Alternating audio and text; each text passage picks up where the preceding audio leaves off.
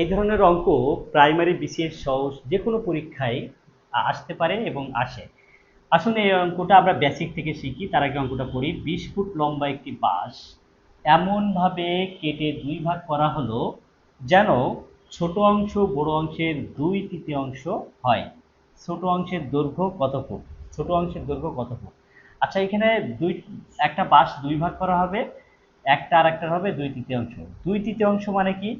2/3 মানে কিন্তু 2/3। অর্থাৎ আমি ছোট অংশটাকে ধরবো 2x, 2x, আর বড় অংশটাকে ধরবো 3x, 3x, 3x। এখন দেখেন, বলছে এই দুইটা বাঁশ, দুই অংশ মিলে কিন্তু বলেছে 20 ফুট। তাহলে আমরা এখন এই অঙ্কটাকে এইভাবে চিন্তা করতে পারি যে 2x যোগ 3x, এই দুটো যোগ করলে কিন্তু কিন্তু 20 হবে। তাহলে 3 আর 2 5, এই যে 5x সমান হবে 20। তাহলে x এর মান কত হবে? এই যে 20 ভাগ 5, তাহলে 4 5 20। x এর মান কিন্তু হয়েছে 4।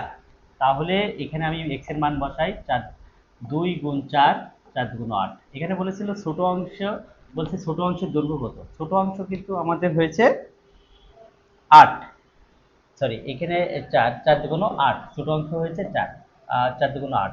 আর যদি বলতো বড় অংশটির দৈর্ঘ্য কত, তাহলে 3 গুণ 4, 3 গুণ 4, 4 3 4 12। এই দুটা যোগ করলে কিন্তু আবার 20 হয়। সুতরাং আশা করি আপনারা বুঝতে পেরেছেন অঙ্কটি।